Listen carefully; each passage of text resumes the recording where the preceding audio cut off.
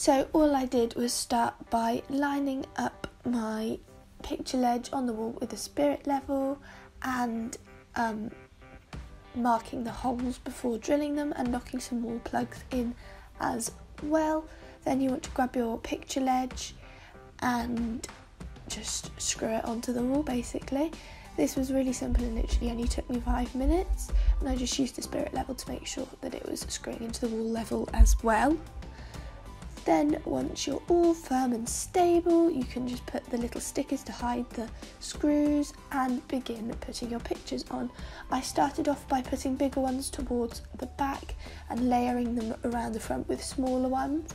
And again on the other side, just layering them with the ones with the text and the ones that were more like pictured or had other things in them like the tickets, just to make it more varied and less picture, text.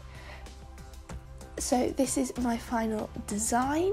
I also added my little moonlight from my Urban Outfitters decor DIYs, which I'll link down below.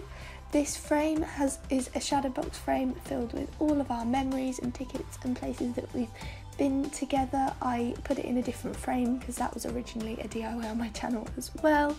This one was the Valentine's Day picture frame that I made with all the pictures of me and Brad.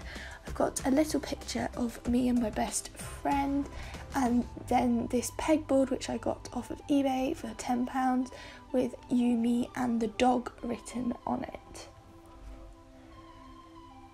I really like the colours with the grey and the wood, just bringing that bit in.